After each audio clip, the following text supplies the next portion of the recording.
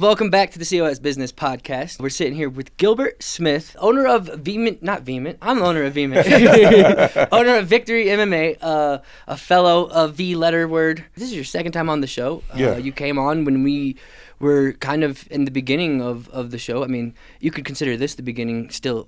I mean, everything's still feels pretty early, even though we've been doing it for 3 years. But within like the first, you were like within the first 50 episodes. No, maybe, I don't know. Yeah, I think it was pretty early, but I would have to say you guys definitely upgraded. I love the scenery.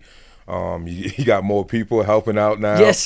So it's congratulations, brother. Yeah, thank you. I appreciate that. You know, and the show's growing, and we're excited to have you on and talk about your growth and with your company and how is that? Like, since the last time you came in, what would you think is the biggest difference?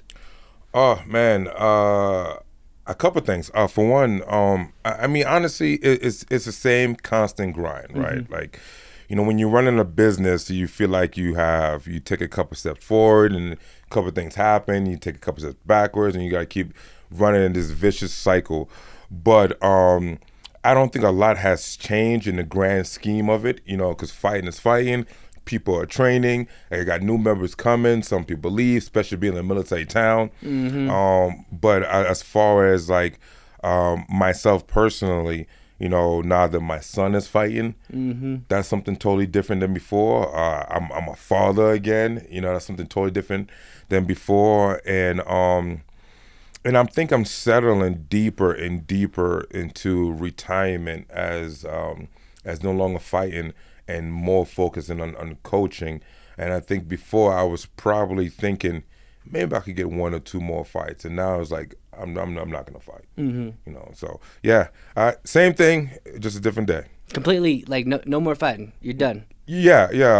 As far as MMA, I'm one of those guys that like I will only fight if there's like a purpose. I don't want to fight for money, and I also don't want to fight for ego. Meaning that I guess all of it's kind of ego. So let me take that back.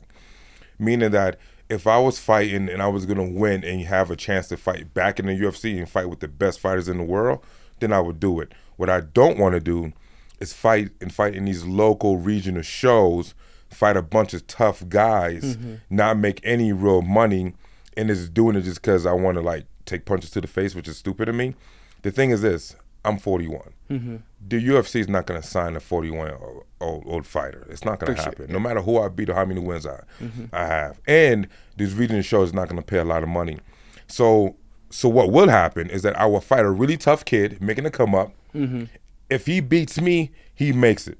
If I beat him, nothing happens, right? So I'm not going to do that. And it would take away from my gym and from the students and the people I'm trying to help bring up. Yeah, you can focus on bringing them up, Yeah. and that's probably just as fulfilling as bringing yourself up. Yeah, it definitely had its moments where I had to settle down into that because I'm used to being the guy, you know what I'm saying? I'm used to being the person that get his hand raised, the person that, that get the admiration, and I'm used to being the fighter, not the person in the backdrop. So I remember a fight, and it was one of it was a big time. Let me say it right. It was a big fight. I had two guys fighting. Both guys won. It was a guy named Dylan and a guy named Zarek, and they both won. And I remember being so happy for them, but sad for myself. And it was one of those self-absorbed, self-centered situations where I was like, because it was everybody was around them taking pictures with them. They were so happy, and I'm like, man, I missed that. I missed that limelight. You work so hard and you accomplish your goal, and people see it and they want to give you praise, and I missed that. And then I had a friend tell me, I was like, he said, you didn't fight tonight, technically, but you did. In fact, you got 2 wins instead of just 1 win if you would have fight tonight. Because as a coach, I had 2 guys fighting. They both won, so that's 2 wins in my pocket instead of just 1 win if I would have fought. And and I had to switch my mindset and realize like that's what it's all about. For sure. So now I go out there and I'm actually living through guys, I guess, in some ways. Yeah.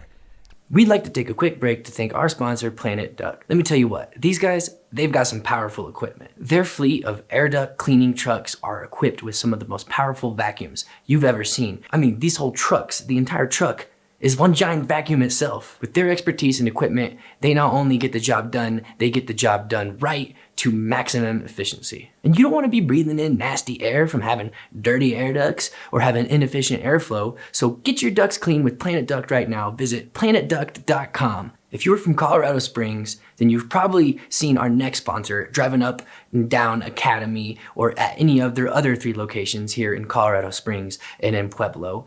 El Super Taco has authentic Mexican food with locally sourced and fresh veggies and meat that is chopped daily. Be sure to check them out next time you're hungry and mention the podcast too. I mean, we don't got a code for you, but definitely mention it. Power Tool Safe has a vision to help fight against theft. They've developed technology to help you keep proper records and are building a community of awareness around stolen goods. Sign up today for a free account and register up to $10,000 in tools and equipment. No credit card required. It's as easy as setting up a Facebook account. Imagine having a team of marketing professionals working for your business, making sure that you get the awareness and sales that you deserve. Well, that's exactly what you get with Recon Marketing.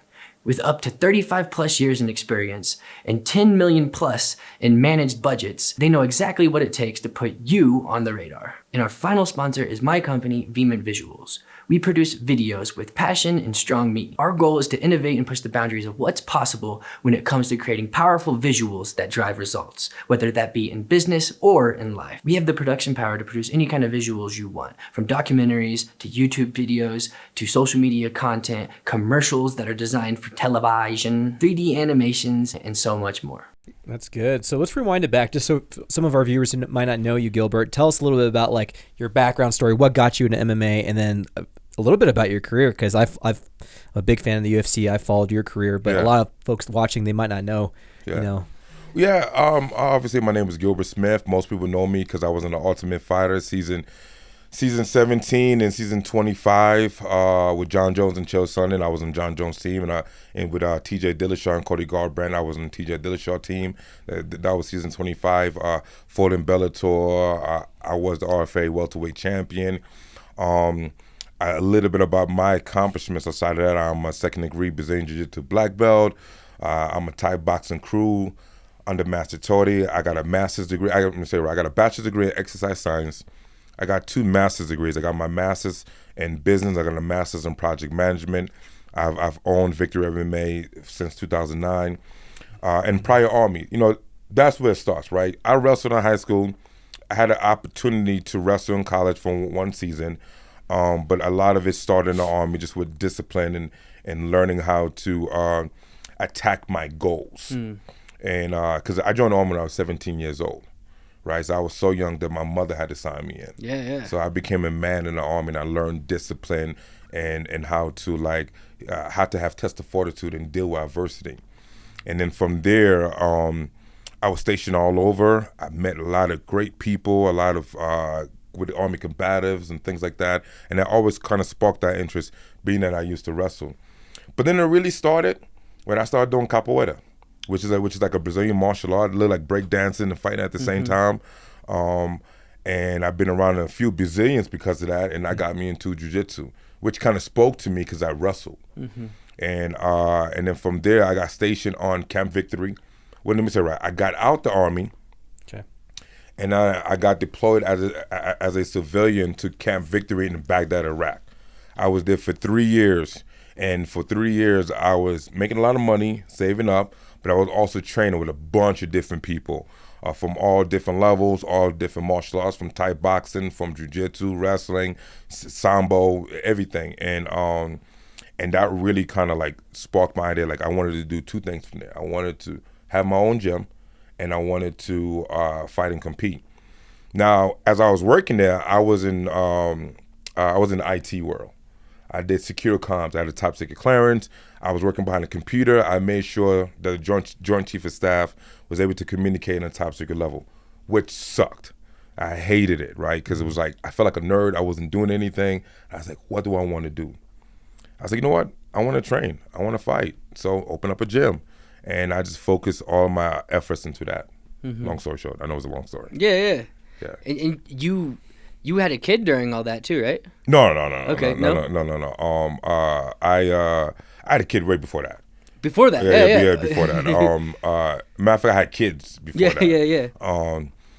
Like I have 4 kids now, because I just had a baby on Thanksgiving, this past Thanksgiving. Mm-hmm. But when I went to Iraq, which after I got out the army and I went to Iraq for civilian contracting, it was 2006. So Elijah was born 2002. He's my youngest. Mm-hmm. So he was about 4 years old, and his sisters is 6 and 5 years older than him. So they was like 10 and 9 or something like that. Oh dang, yeah. Yeah. So I was in Iraq, and I was married with 3 kids. So every like 6 months, I was able to come home for like 30 days, and I did it for 3 years. It was tough in the family, For sure. but we made a lot of money, and we was able to like take our family to another level as far as like income and how we lived.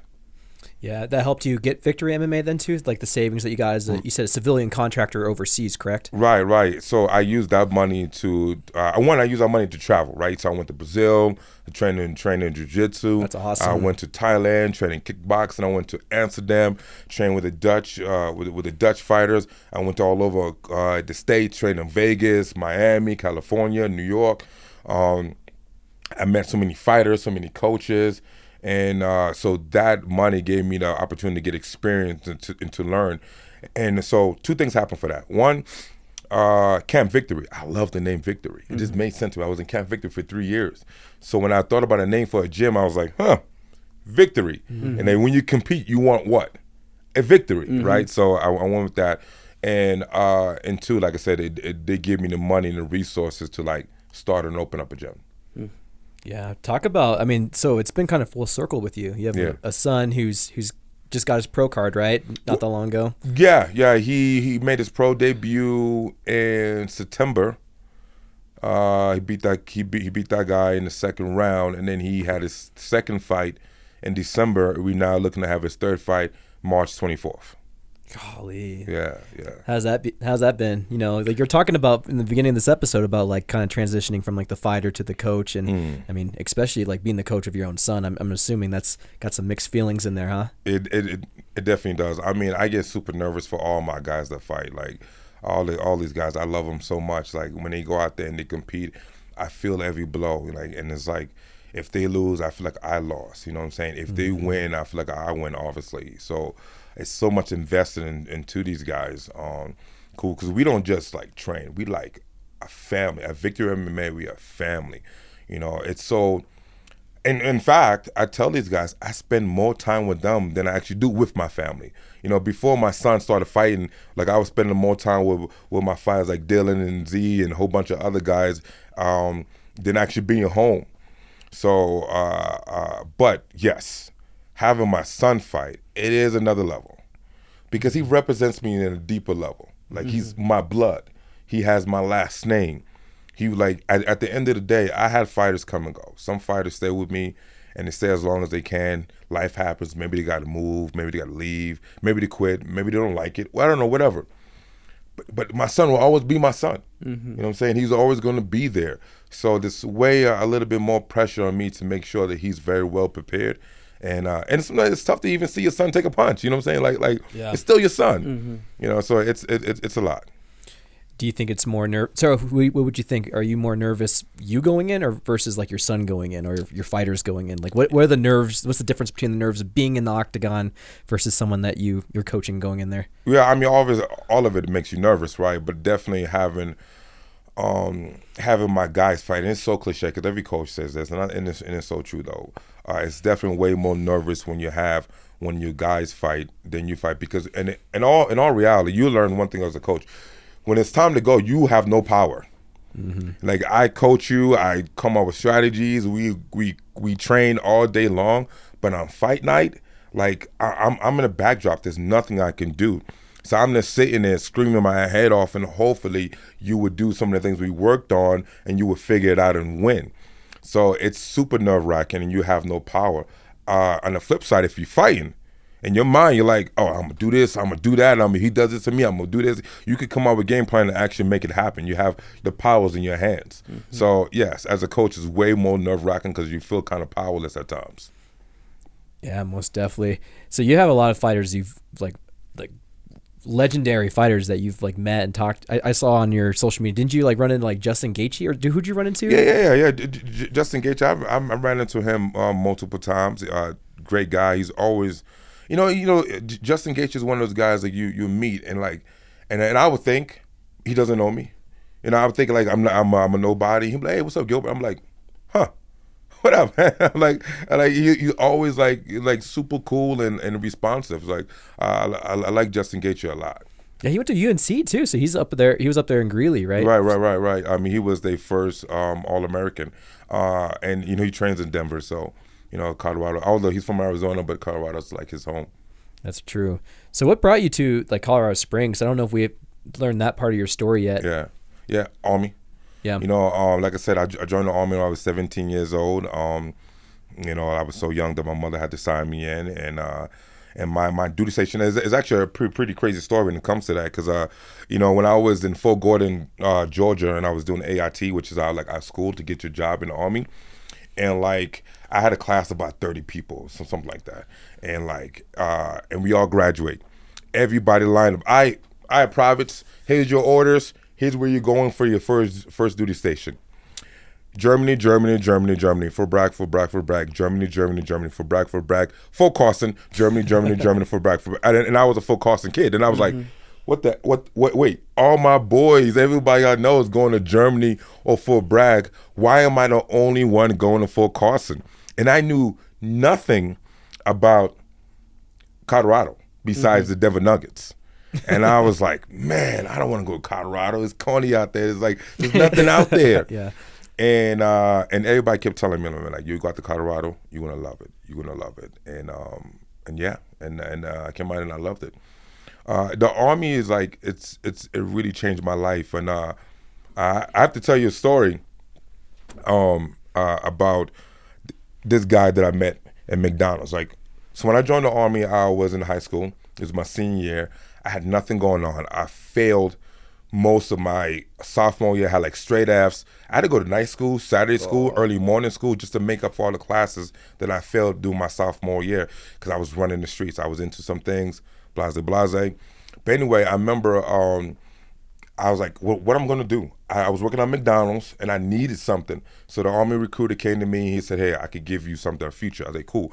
I went to the MEPS. I took the test, went to the MEPS. I got my MOS. MOS was 19 Delta, a cavalry scout. Now, I was really excited about that because the way they explained it to me, a cavalry scout was like a little ninja. You go out there, you get the information, you bring it back home, you get to go. Plus, they was gonna give me an $8,000 cash bonus. A little kid from the hood, $8,000 is like, you rich. So I was excited. Anyway, I was working at McDonald's, and this Army guy came into McDonald's, and I was so excited to talk to him. I was like, yo, I'm about to join the Army, and like I'm so happy. And like, I mean, the guy would just come in to order like a number one, right? A Big Mac or something like that. And he asked me, he said, yo, as what? What's your MOS? I said, man, I was so excited. I said, 19 Delta, I'll be a cavalry scout. He pulled me to the side and he said, listen, bro, you do not want to be a cavalry scout. You don't want to do that. You'll be on the front lines. If any conflict start, you'll be the first one getting shot at. You'll be the guy walking between tanks, and like you will be like in the front lines. I was like, man, that's not the way they explained it to me, man. Yeah. So then, Oh my God. so then I went back to recruiter and I said, listen, I don't care what you do, but I'm not going in as a 19 Delta. He's like, well, you already swore in. But the guy from McDonald's told me, he said, don't care about you swearing in. You can change it. So I said, change it, recruiter. So anyway, he talked to his sergeant major or whoever he talked to, and he got it changed, and I picked up MOS at 35 November. Now, here's the kicker. Obviously, this happened in 1999, before the war happened, before 9/11 happened. Now we at war. After I was getting out in 2005. I was stationed at the 3rd ACR in Fort Carson. I was there for 6 months, coming back from Korea and Iraq. I was there for 6 months. In 6 months, I went to 7 different memorial services. And each memorial service had about 7 soldiers that died. 6 or 7. Every one of those soldiers was a 19 Delta. Every one. Now, this story is like always something like it hits me hard, because that guy in McDonald's that I don't remember his name, I don't remember his face, saved my life. If he did not give me the information that I needed to like change, I would have came in as a 19 Delta, 9/11 would have happened, we'd have went to war, and sure as shit, I would have been one of those guys that would have got killed. So, I mean, one of the things that I take away from that, because I could never give him back the thank you, is to make sure that like I help the next person. If I have some advice or something I could give to someone, I give it to them, because you never know what you can say, how that could affect someone. Because that man saved my life. Have you not talked to him since? I don't know who he was. You never exchanged contact information or anything, right? It was just a random guy. That's crazy. Just random Tuesday afternoon. I was a senior in high school. It's probably like somewhere in the spring of 1999. Just walked in, just gave me some information and walked out. Which McDonald's? Let's see if we can find him. No. This was also because I finished my senior year in Maryland, right? So this was in Maryland. Like I don't even remember his face. Oh dang. You know, it's so weird. Like, I mean, come on, like I don't know if you ever worked a job and like you worked in like something like fast food, and people come in all day long. Oh yeah. And sometimes you have a quick little conversation. And in my mind, it seemed like it was a long conversation, but it was relatively quick because I was actually working. I was, I had to serve people, I had to take orders and take money. But I just remember he just pulled me to the side. He wrote up some MOSs. He said, "Hey man, take these MOSs. Maybe medical field, maybe intel, maybe this. This is what you ask for." And he would make sure get out of it being a 19 Delta. And I was like, "Man, thank you." And he left. Wow, that's crazy, man. Right. And like I said, I think about it like because I really wish I could thank him, and I can't. Well, hopefully one day. We'll see. Well, I mean, in a way, most likely not. Yeah, I mean, it's like it's not because I could not recognize him, and I'm pretty sure he couldn't recognize me. He just saw as a young kid in McDonald's. He just gave a little bit of information. He honestly, it's one of those things. Like one of those things. He probably, I mean, he could be dead by now. Who knows? For sure. But like. But it's one of those things like he was just going home. You know what I'm saying? He was getting off work. He's Army uniform, going home to his family or something. He just wanted a Big Mac and a large fries and a Diet Coke, 2 apple pies and a Frosty or something. I don't know. See, you remember his order? No, I'm kidding. Yeah, it's crazy. Yeah. That's gnarly, man. Well, for one thing, like you just telling us your career and everything that you've done in your career, like you're talking about MMA, you're talking about owning a business, you're talking about being in the like those are some of the hardest things you can possibly do with your life. Has there always been something in you that you've always wanted to like get into something that really pushes you? Because you could have gone out of the Army and gotten off his job and like just been fine. Yeah. What's the push there? Well, I mean, for me, I'm a type of person like I always like to strive to challenge myself. Like, you know, the reason why I even got into fighting. Yeah, the glamour and all those things like that. But at the end of the day, something about fighting is special. I think fighting is the most special sport because when you think about it, for one, it's not a team sport. So that in itself is special, right? Because it's only you and yourself that's going to go out there and compete against another human being, right? And when it comes to fighting, there's no special gear. Right, I don't got a good basketball or good baseball bat. I can't get fancy shoes. Like it's nothing. The only thing I can use is the gifts that God gave me, and I have to figure out: can I best you today? Am I better than you? Can I perform better than you? And it's directly one-on-one. You know, some sports that's like one-on-one, but it's like not really head-to-head. Like when it comes to fighting, you have to stop me. Oh, I have to stop you. It's not like what's another one-on-one sport? Like golf can kind of be a one-on-one. Yeah, golf, yeah. Right. But like golf is about your best score. You're gonna do your game, boom, boom, boom, and you're gonna hit the ball, and other guy gonna hit the ball, and you like it's you versus you, really, right? And then at the end, you'll tally up and say who got the best score. No. And fighting, I'm directly standing right in front of you, and I'm gonna have to finish you.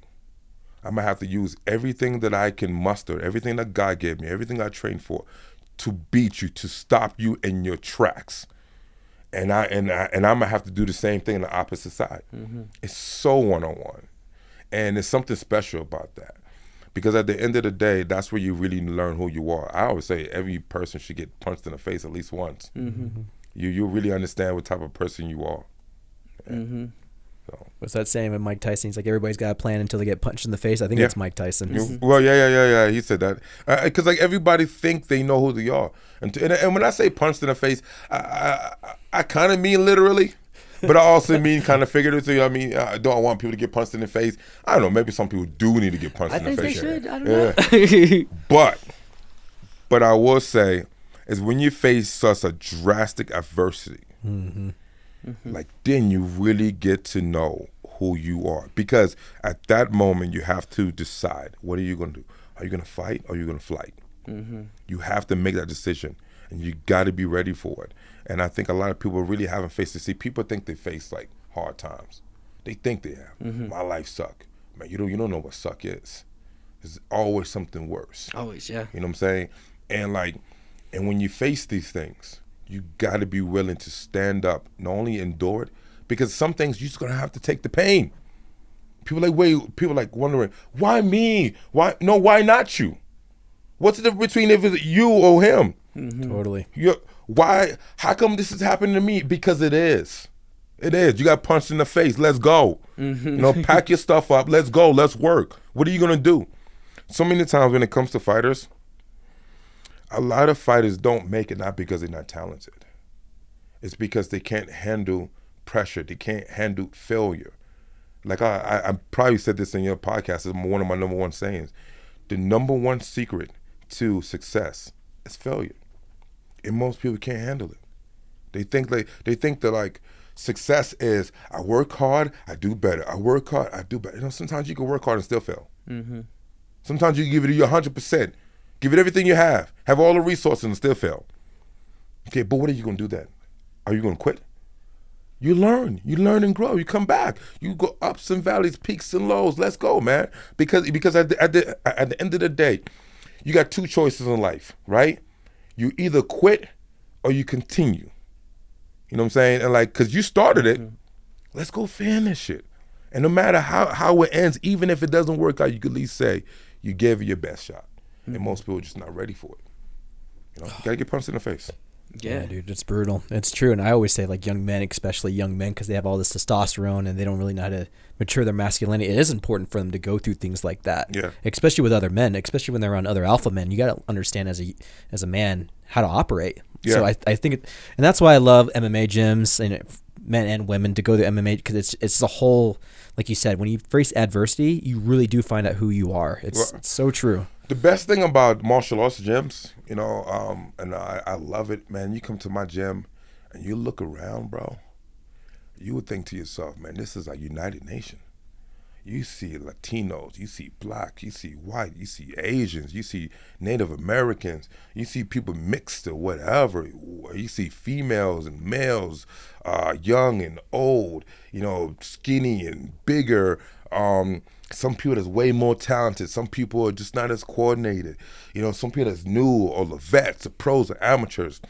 It's a mixing, it's a melting pot of mixture of people, and we are all there to help each other. And you almost never really see that. And and the thing is, we are so connected because everything we do is so physical. I'm feeling like you ever think about this? How as a society we don't touch each other. You know what I'm saying? We don't, as men to men, especially men to men, we don't really we go, what's up going on? But we don't really hug and embrace each other. You know what I'm saying? We don't if we sat next to each other and my leg touched your leg, what you do? You'll move your leg. Yeah, and then probably be awkward. Yeah, you might be like, hey, man, come on, man, give me some elbow room, right? But in MMA and Jiu Jitsu and grappling, we physically are all up in each other's space. Breathing on each other, sweating on each other, bleeding on each other. I know it can sound really weird, and some people who don't understand martial, I don't want to do that. But there's something serene about it because we are no longer hiding from each other. It's probably some natural too. Yeah, we no longer hiding from each other. You my brother. We don't sweat it together. We don't bled together. You don't put me in painful situations that I had to work out of, and I became stronger. Thank you. And that's why I think martial arts is so beautiful, man. For sure. It brings people together who aren't like siblings, because I know with my brother I've had altercations and we've wrestled before. Yeah, but With those my actual sometimes, brother, though. you're right. Those are sometimes are done out of anger. We doing it out in sound mind and body. Yeah. Like we come into the gym knowing that we're gonna have a physical entanglement, and we're gonna thank each other for it. Yeah. Hey man, when you punch me that one time, man, that kind of rocked me, man. I appreciate it. Now I learn to keep my hand up and you work some head movement. Thank you, just made me better. You know what I'm saying? Thank you. Pain speeds up the learning curve. Yeah.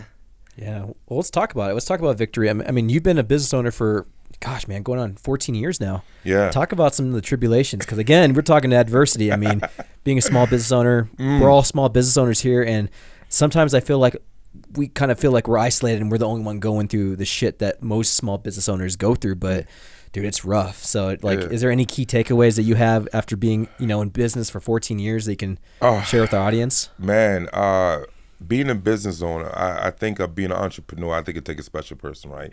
Because some people, it's not made for everyone. Honestly, sometimes I wake up like, man, I wish I just had a 9-to-5 job. Someone just give me a paycheck on Friday and I get to go home. Because it's like raising a baby, right? It's always that sense of fear, like something could go wrong, and it does, right? Punches in the faces. Yeah, you get punched in the face a lot. But, a couple of things you'll learn about being a business owner is that, you have to have the right people around you. And at times I did, and sometimes I didn't. Sometimes I had some great people that really helped me, like my brothers, some of my training partners, some of my students, like people like David Lawrence, who helped me out in the beginning. Or even some people at the start, there was like brothers, then at the end it kind of went off the rails. But two, you have to be able to like deal with conflict. And I'm not saying I always been the best person. Sometimes I have my days I'm the flip out and I have to sit back and think, what is the best course of action? Because anger a lot of times doesn't solve the problem. Almost all the time. Cooler minds prevail. That's why they say it. Right. And but here's a beautiful thing, because I could tell you 20 things that's pretty negative. Right, but I'm gonna tell you some things that's beautiful about being a business owner. And I tell my son this. I show my son. I say, listen, man. When I get up in the morning, you know what I do? What I want to. Understand this. I don't have anyone over my back telling me what I need to do, what I should be doing. It's me, right? Don't get me wrong. I'm my worst boss. So I don't have a freedom. I still got bills to pay. But on the same token, I go in my gym in a place that I love, to be around people that I love, to do what I love, to teach what I love. It's a beautiful place to be. And even though sometimes it's not always the best, the money could be better. I got 2 master's degrees, man. I could go out there and probably make way more money and less stress, right? But on the same token, I wouldn't be as happy because I'm doing what I love. So it's some beautiful things when it comes to being an entrepreneur if you're willing to take the punches to the face. If you're willing to endure the adversity. And when you are, then you will be successful. Now, at the same token, not only endure, you have to be willing to work, man. Because I know some business owners, man, that people start things and they're like, man, I hate doing social media. I hate doing marketing. I wish I had someone to do this for me and someone to do that for me. Why can't I just, bro? Then go get a job, because this ain't for you. It's a lot of discipline, that's for sure. Right, you got to be truly disciplined. You know what discipline is? Do I? Yeah. It is. Let me think. On the spot now. No. Mike Tyson said this one too. Okay. But it resonates with me, right? Because you could look up the definition of discipline, and I really don't care about that. But discipline is doing things when you don't want to do it. Yeah. Is that what you meant to say? I was going to say something, basically that, but I was going to do it. I was going to do it way more romantically. Okay. Profound way. Yeah. You just missed this moment. Yeah. It was. Do what you hate to do, but do it like you love it. Think about that. Do what you hate to do, but do it like you love it. When I heard Mike Tyson said that, and the way he said it, it almost brought tears to my eyes. What was it about that? It's the passion. Because there's going to be a lot of things you're going to do that you hate to do. But not only that you got to do it and get it done, you got to do it to your highest level, So you got to do it like you love it. It's like coming to my gym, boxing class. You got to jump rope. People hate it. I hate jump roping. If I say, guys, we never jump rope a day, never again, they would love it, right? But listen, no, you got to jump rope, right? Because you jump rope when for a boxer. If you can't jump rope, you can't box. It builds up your legs. It builds up your ankles. You can sustain the balls of your feet. You're moving. It helps with your shoulders, your eye, hand, feet coordination, your speed, your endurance, your heart, your everything. So not only you got to jump rope, you got to do it like you love it. Because I see people who grab the jump rope a little bit and then they stop. They jump rope a little bit and then they stop. And they mess up and then they jump rope. Here's what we think people do, right? They jump rope and they stop and kind of shadow box a little bit, right? They try to act like they're staying active. No.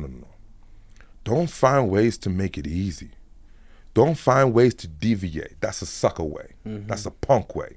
You're trying to find an easy way out. You got to do what you hate to do, but do it like you love it. Jump rope.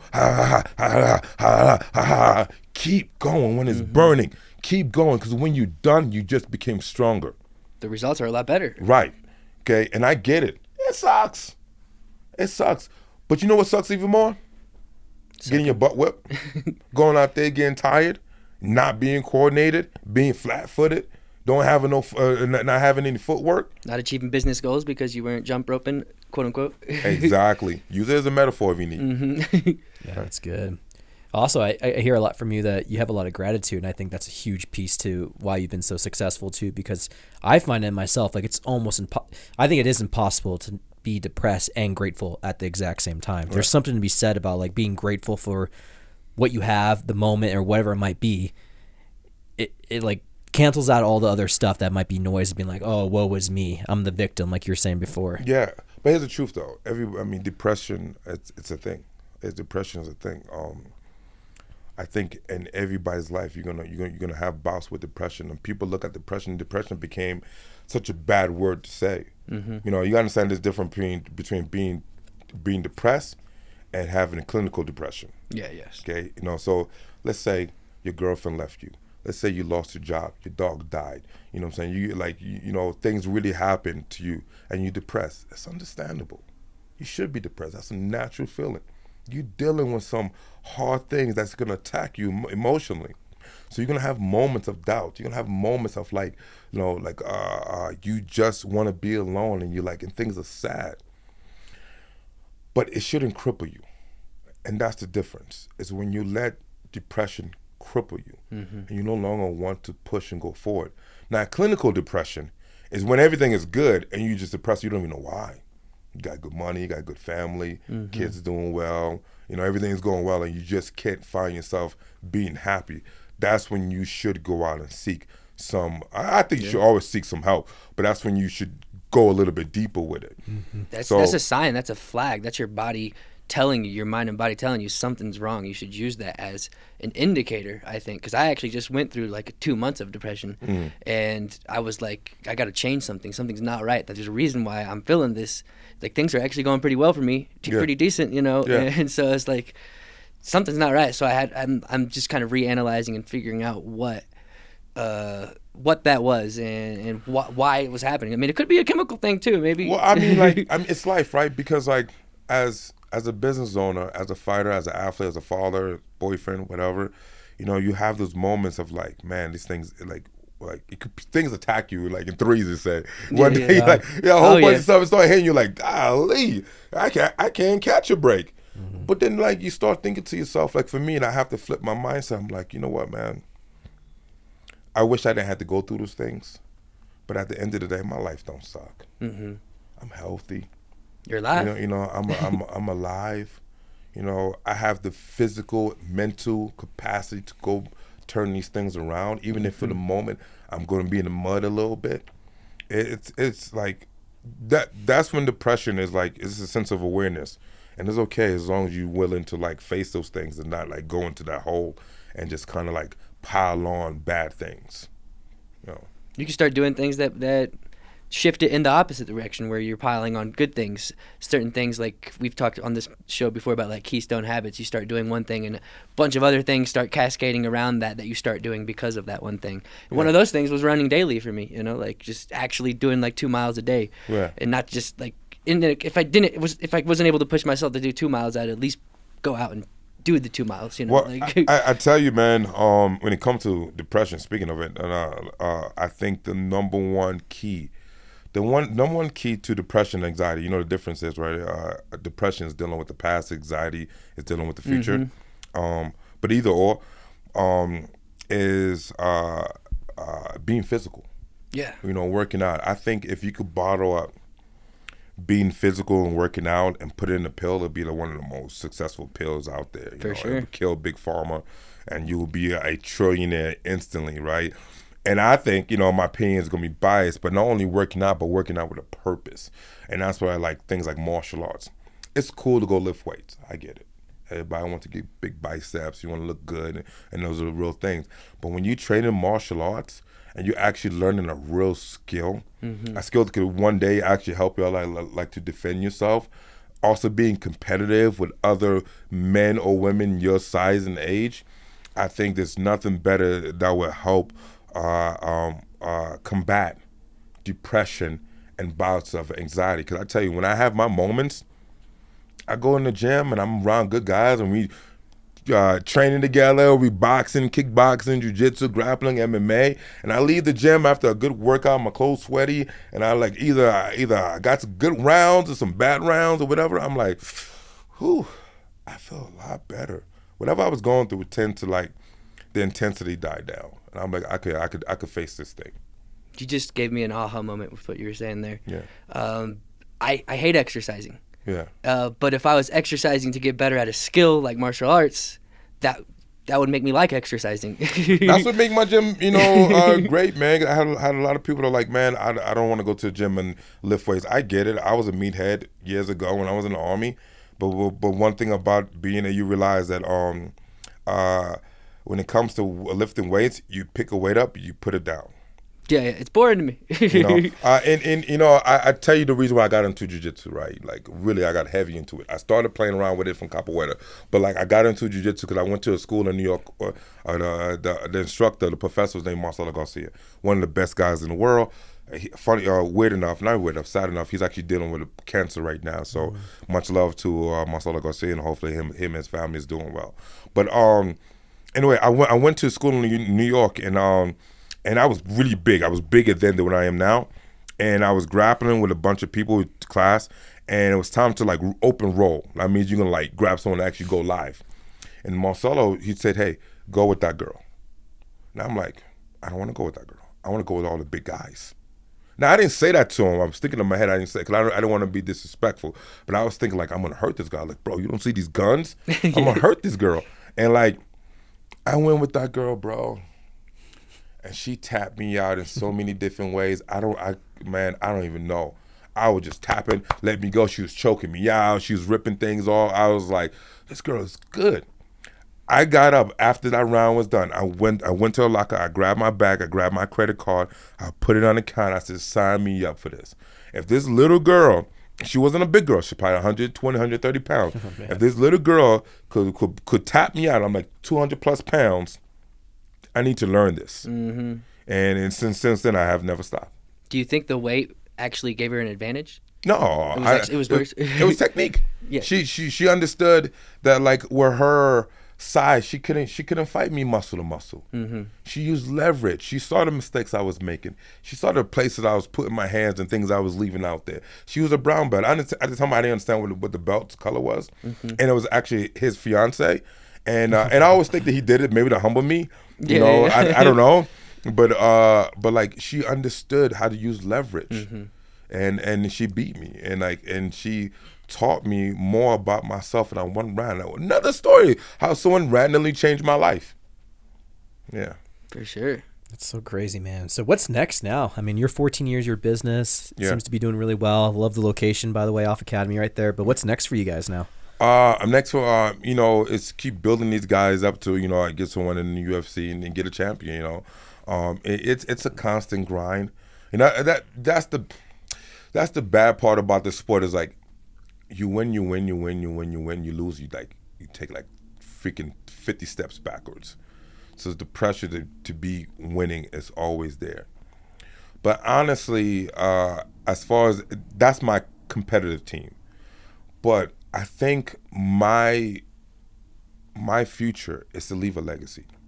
I was talking to my girlfriend about this, and I was like, you know, when my time is done on this earth, how will people remember me? That's a big thing for me. That's a serious big thing. Would people remember me? Would I just be a name that people say for a little bit, and they're, oh man, yeah, that Gilbert was pretty cool. All right, and then they go back to their lives. Or would they actually remember? Would I have an impact on the community? You know, how many people's lives can I change? And I want that to be my legacy. I want people to remember that like I loved, and I helped, and I gave everything that I have to anybody that was willing to endure with me. So right now I'm just building my legacy, and hopefully that will live on not just for me, but for my sons and for my son's sons and my son's son's sons.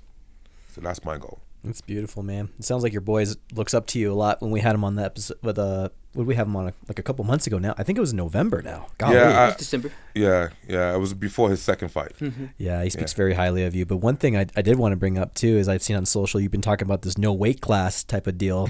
What's this all about? Yeah. It's pretty cool. My idea is to I don't know if I'll do it, but it would be cool. It's to start a fight promotion, whereas it has weight classes, but there's no weight cutting. That's what it was. Yeah, okay. Meaning that you will weigh in cage side. So if the weight class was, let's say 155, you will walk to the cage as the referee or whatever is putting Vaseline on your face and checking you out, make sure you don't got nothing in your gloves. Then you will step on a scale and make weight. If you don't make weight, there will be penalties. Right. Which most of it will be monetary penalties, that you'll lose money in some form or fashion. And I will make sure that we're no longer doing weight cuts. You will fight at your weight that you walk around at. Not saying you won't lose weight, because let's say I walk around at 200. I walk around 200, but I'm kind of fat. I could just train and get in shape, and I get down to 190. So I fight at 190. But the problem is, people will walk around at 200, and they would cut down to 170. Yeah, they still do. Yeah, that's what I did. Mm-hmm. And they were like, if you ever saw me when I was cutting weight, making 170, I was destroying myself. And then and between weigh-ins and fight day, which is 24 hours, by the time I come back in the cage, I'm 190. So we're not fighting at 170. Mm-hmm. We're a 170-pound division, but nobody's weighing 170. I'm weighing 192. So it's legalized cheating. Yeah, it's loopholes that are right. Yeah. So if we could do away with that, it'd be interesting to see how people deal with that. Be healthier for the fighters too. Yeah, healthier with the fighters. Maybe better fights, because people won't be always drained and sucked out from the weight cut. Yeah. Have you seen long-term health issues from the weight cut days where you had to do it so drastically, especially because I know a lot of it's water weight, right? Yeah. So in the sport of MMA, we haven't had a death from the actual sport, like taking punches. But we have deaths from weight cuts. Mm. We have had fighters, not in the UFC, but other small regional shows, local shows, whatever it gets to me. We have had deaths where people have cut weight and it has destroyed their body. So that's the ultimate, right? Plus, you can also look at it from performance, and people have taken way more damage, which who knows if it's long-term damage, because their body was drained and sucked out from the weight cut. And we don't know how that's going to affect 30 years down the road, because the sport is so new. Mm-hmm. You know, we could be taking years off our life by killing our kidneys, our liver, our heart, by doing such drastic weight cuts to try to make the lowest weight class possible so you could be the bigger guy, like I say, in some form of fashion, cheating. I did it. Yeah, it's dangerous to, put yourself through those, fasting states. It can be pretty dangerous, like you said, the kidneys, it can really infect that. Yeah, it shuts down. It's it's not, your body is not made to go through those bouts of dehydration and bouts of starvation, and done both. And then the next day to be in such a high competitive state. Yeah, and you're stressed the whole way through, probably. Yeah. Ooh, to have a promotion that I would start, I call it True Fighting MMA. Maybe one day I could start that. Maybe someone else would take my idea. I don't really care. But just know I came up with it. Yeah. You know? It just be good if it happened. Actually, my boy Dylan, he kind of mentioned in the group chat, and I kind of ran with it. Okay. Yeah. Yeah, but you're promoting it right Yeah, now. yeah, So there you go. promoted it. Now it's He your said idea. that. He's like, man, I said it first. I said, yeah, you said it while I was thinking it, but you actually wrote it in the group chat, so I give him credit for actually verbalizing it first. That's For awesome, sure. man. Well, this has been great, man. This has been thank you so much for coming on the show. Andrew, is there anything else you have for Gilbert before we close No, up? I think we can start wrapping up. People know where. People can find out where to find you. You're pretty active on social media. Well, yeah, too. I mean, I could tell them to look at on Instagram at Respectfully Gil, or my team Victory MMA, CS for Colorado Springs. Also on YouTube. I finally got my page. Oh, yeah, I seen that. Yeah. Congratulations. Well, right. It it's such a big thing, but not. I feel it. I get it though. Right, because I finally got my page monetized. Got over 1,000 subscribers. I'm at like 1,800, and we had to hit 4,000 watch hours. Yep. So I smashed Within that. 30 days. Yeah, Or something no, like that. 90 days. Or something like within that. a year. Within a year. Okay. Within a year. Nice. But you got to maintain that. The problem is I'm monetized, got everything going. I put in videos up. Yeah. And since it happened, probably the last 30 days, I made a whopping 2 cents. $15. Oh, $15? Okay, yeah, nice. for YouTube. Yeah, so I need to go viral somehow, some way, Yeah. and get a million views or something like that. But it's cool. It was a goal, and I accomplished it. So. Yeah, that's awesome. But yeah, so that way you're set up though. When you do have something that goes viral, you can actually get paid for it. Because it would suck if you have something that goes viral before you're monetized. Right. And you lose all that money. Yeah. You know? Right. And I've had a couple of videos that did go viral on YouTube, and I didn't have it, so I wasn't able to make good money on it. But it's a process, it's a build up thing. You probably know it just as well. Like with YouTube, it takes a lot of hard work and dedication. It sure does. And the thing is, like, and it's kind of fun, man. I just post videos. I try to post some educational videos about MMA, and I post things I like, and if people like it, fine. I don't stress myself out about it. I'm like, come on, man. I tell people watch my stuff. If they do, great. sure. If they don't, life moves on. It's not your goal in life. Yeah. It's just but $15, I could go to Go back to McDonald's again. Yeah. Exactly. Start with McDonald's, we're ending with McDonald's. Yeah. That's Well, awesome. all right, man. This has been great. And we'll close it out. This has been the COS Business Podcast, and we'll see you guys on the next one.